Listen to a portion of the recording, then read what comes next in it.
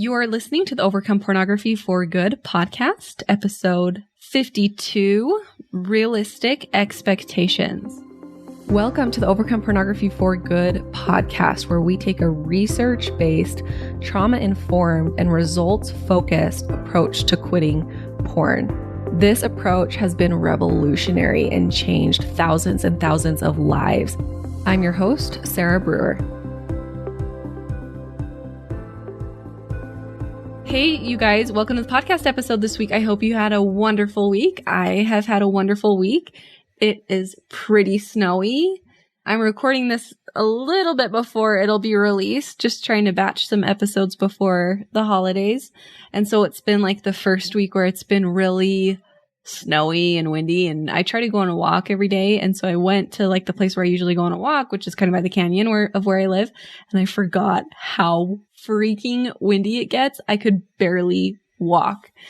And my ears were hurting, you know, like when the wind is blowing so hard, it hurts your ears. Oh man. Anyways, I think we'll probably be going to St. George for a part of the winter, which for those of you who are not in Utah, St. George is about 4 hours south, and it's like where Zion is and all the beautiful red rock. And it's really, really nice during the winter. Or we might be moving to Hawaii. And I decided I'm just going to keep talking about it on the podcast, because maybe if I keep talking about it here, it will manifest itself into reality.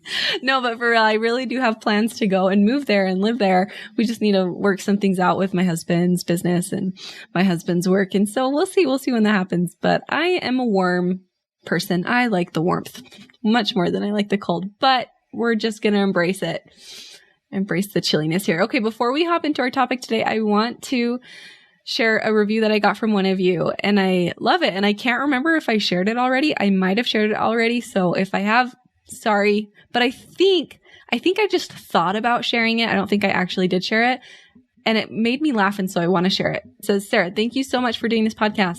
Thank you for sharing your gift and coaching talent. I'm not a part of the LDS community at all, and I say that because I feel there may be some who see and hear your affiliation and somehow alter their perception of what you have to offer here. And yeah, so really quickly, I think I'm going to have that taken out of my podcast intro, because I want to appear to a more broader community of people who are trying to quit porn, kind of going out of just LDS to anyone really who is part of a conservative religion or anyone who wants to quit porn. So I did appreciate that in the review. I've had quite a number of clients recently who are not affiliated with LDS at all, but really like the content. So thank you. I appreciate that. And it says, you are so helpful. I have taken numerous gems from your work. You offer support in such a kind manner. Man, I see your empathy, compassion, and love just so abundant.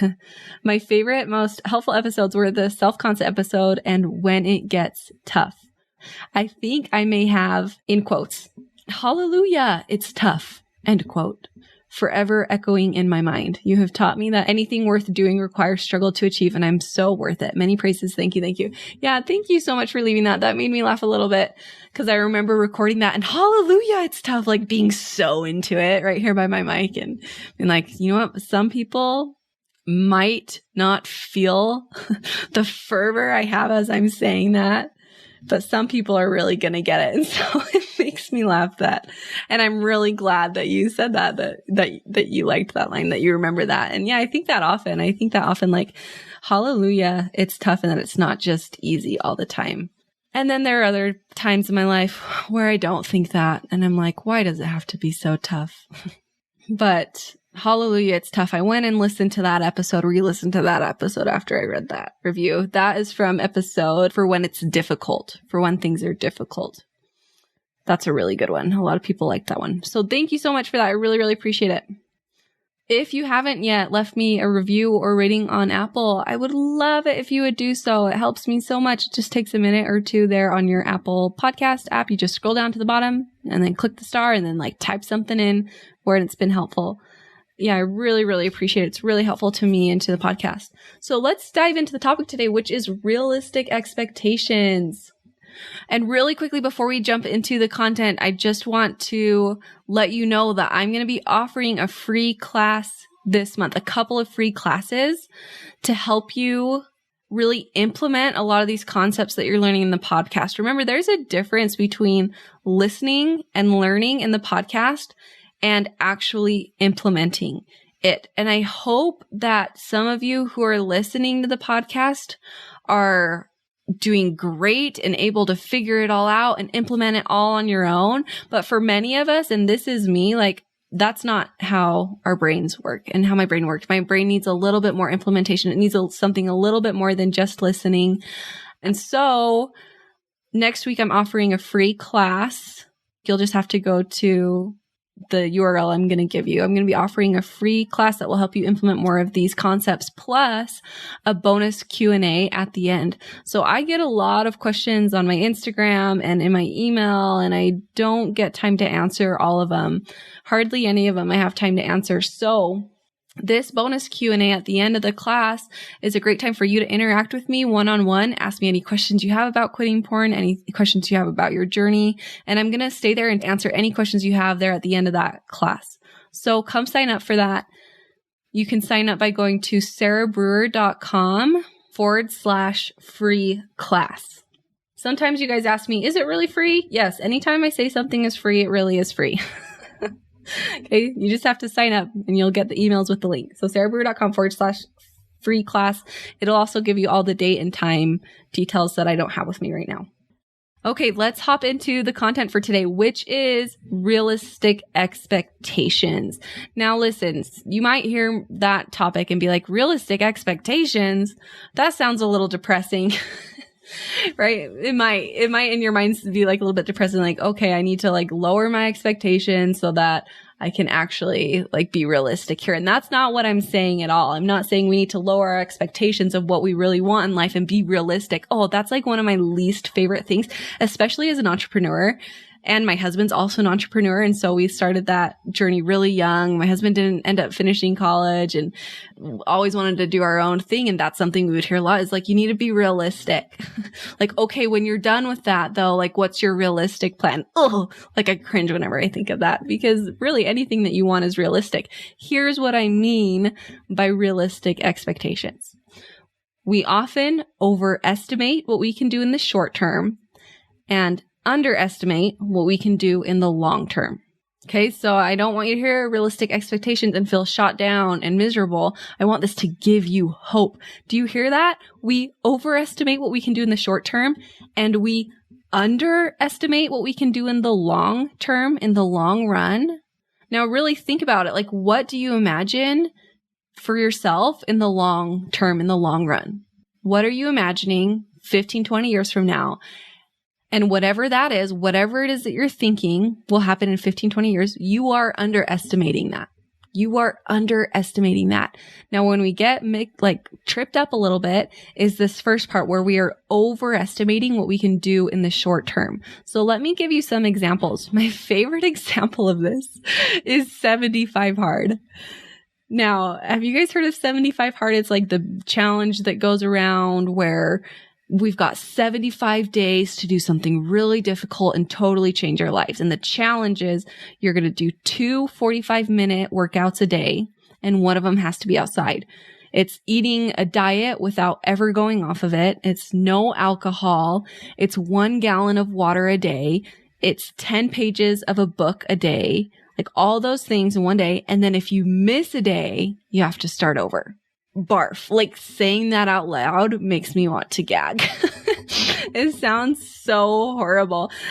And sorry, I know some of you probably are into the 75 hard thing. If you are, it's fine. You can be into it, whatever. But this is a classic example of us overestimating what we can do in the short term and not even thinking really about what we can do in the long term. It's like this mindset where we have to do all of this really quickly and we're going to change our life in 75 days. And we're going to do all these things in 75 days.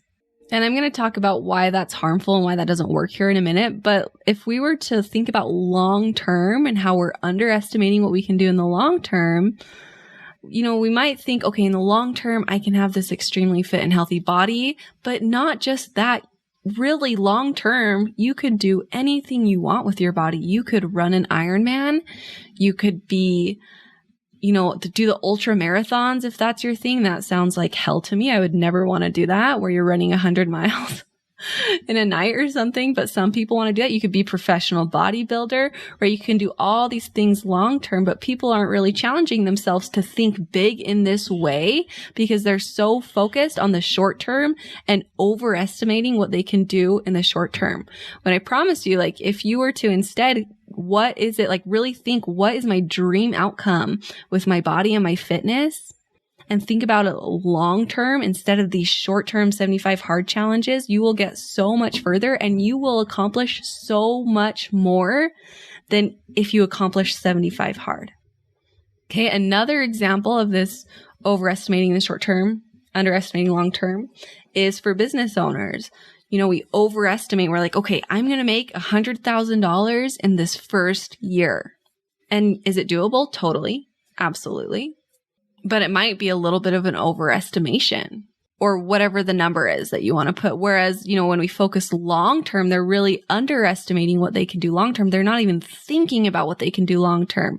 Maybe long term, they see themselves having a couple $100,000 business a year, $500,000, when in reality, what you can have long term, so you can have a business that has multiple millions of dollars a year, that has multiple employees, that helps thousands and thousands of people. But when we're so focused on that short-term overestimation, we don't even think about what's available to us long-term. And really what you focus on is what you're going to create. So you might be able to create that short-term result, but we're so focused on that short-term overestimation that we're not even thinking about what's possible in the long term. Okay, another example is pornography, really overestimating what we can do short term. I'm going to go from viewing daily or multiple times a day to not viewing for 30 days straight. Okay, really overestimating what might be doable and not thinking about long term, underestimating what they can do long term. If we're not underestimating what we can do long term, you can really imagine a beautiful life that is completely porn free, beautiful and healthy relationships and sexual relationship with someone.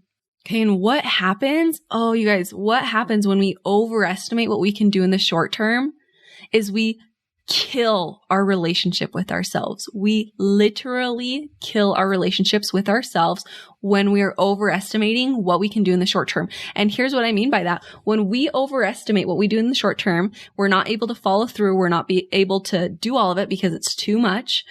All it does is it creates more evidence in your mind that you can't accomplish what you want to accomplish. Okay? It gives you more evidence for this belief that you start to have about yourself that you're not someone who can do X, Y, or Z. You just have more evidence for a belief that you are not someone who isn't healthy because you can't do 75 hard, or you're someone who isn't cut out for business because you didn't make 100K your first year, or you're someone who can't quit porn because you weren't able to stop cold turkey for 30 days. Okay? When we overestimate what we can do in the short term, we kill our relationship with ourselves. And when we kill our relationships with ourselves, we aren't able to accomplish what we want to accomplish. And here's what I want you to know too, is all of those beliefs that you start to have about yourself as you kill your relationship with yourself. That sounds really dramatic, kill your relationship with yourself, but it is so detrimental. All of those beliefs that you start to have about yourself, like I'm not someone who isn't healthy, I'm not someone who is cut out for this, I'm not someone who can quit porn, those are all lies. Every single one of those is a lie, and they're just a result of you overestimating what you can do in the short term and underestimating what you can do in the long term. Okay, and when we aren't setting realistic expectations about the future, we also set ourselves up for failure when we aren't being realistic about the amazing things we can create in the long term. We're also setting ourselves up for failure because we start to feel unfulfilled and small. We lose drive and purpose and focus, and we live smaller lives than what's really available for us instead of living as big of a life as we possibly can.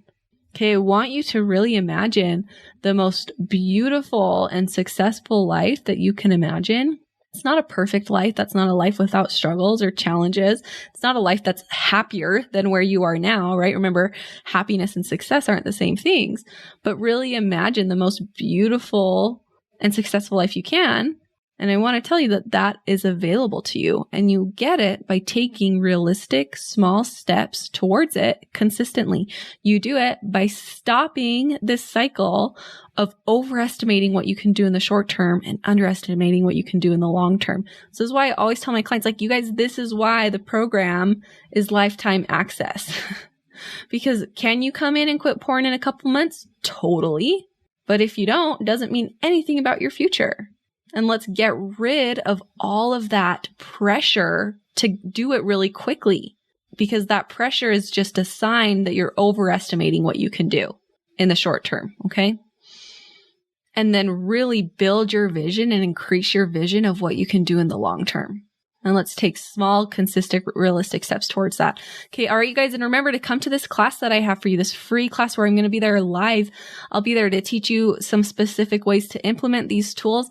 And I'll be there at the end to answer any questions you have, maybe questions about the topic today, any questions you have about quitting porn, any questions you might have about joining the program, all of that. I'm going to be there for you live during this class. All right, you guys, have a great week. We'll talk to you next week. Bye-bye. I want to invite you to come and listen to my free training called How to Quit Viewing Pornography, even if you've tried in the past. If you like the podcast, you will love this free training. We talk about, number one, how to not rely on willpower or phone filters so that you can actually stop wanting pornography. Number two, how to guarantee that you won't fail no matter how many times you've tried in the past. And number three, how to feel good about yourself while becoming someone who doesn't struggle with pornography. You can access this training at sarahbrewer.com/masterclass.